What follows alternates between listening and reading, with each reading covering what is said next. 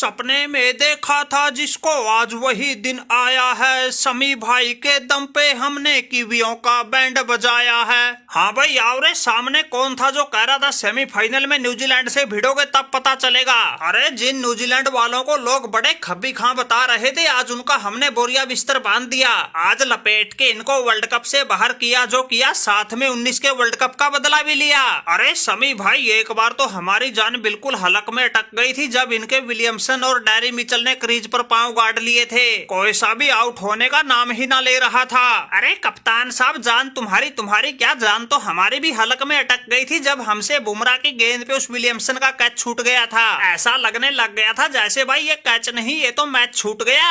और बिल्कुल जबरदस्त प्रदर्शन कर रहे समी पर दुखों का पहाड़ टूट गया। लेकिन समी ऐसे घबराने वालों में से कहाँ था। हमने तो अपने पहले स्पेल में भी 2 को निपटाया, दूसरे स्पेल में आते फिर 2 को निपटाया। और जिस विलियमसन का हमसे कैच छूटा था, आते ही सबसे पहले तो उसको पवेलियन की राह लगाया और उसको निपटाने में सूर्या भाई ने खूब साथ निभाया। बिल्कुल बाउंड्री लाइन पर 1 नंबर का कैच लेके दिखाया। हमारे बाकी गेंदबाज तो भले ही हाथ पांव मार के रह गए हो, लेकिन मेरे सामने तो इनका Conway, Sachin Ravindra, Williamson, Tom Latham कोई नहीं टिक पाया। हालांकि इनका ये डैनी मिचेल तो इतना आसानी से काबू नहीं आया, लेकिन अपनी टीम को जितवा भी नहीं पाया। अरे समी भाई, माना कि इस मैच में बड़ी मुश्किल थी हमारी डगर, लेकिन तुमने तोड़ के रख दी थी इन कीवियों की कमर। अरे इनके पहले 4 में से 4 विकेट तुमने ही लिए थे।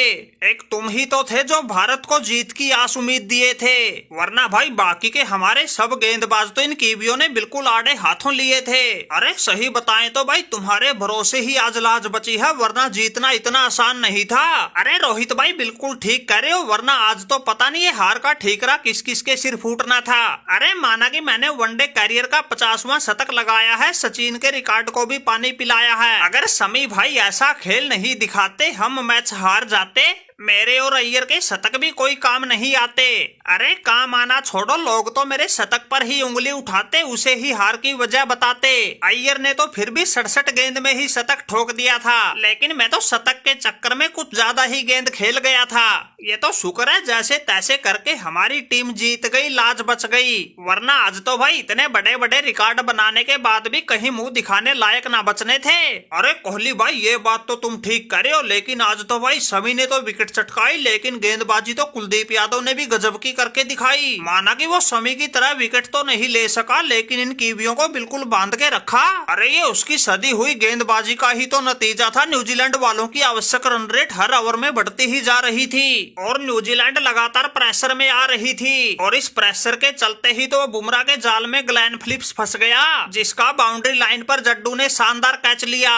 हालांकि अपना ये कुलदीप भाई खाली हाथ तो नहीं रहा, जाते जाते एक चकमा तो दे ही गया और जड्डू के हाथों कैच करवा के मार्क चैंपमैन का विकेट ले गया। अरे कुछ भी किया हो, कैसे भी किया हो, आज तो बस टीम इंडिया जीतनी चाहिए थी, वो जीत गई। बस अब तो एक फाइनल का मुकाबला बचा है, उसको भी जीत के वर्ल्ड कप जीत जाएंगे।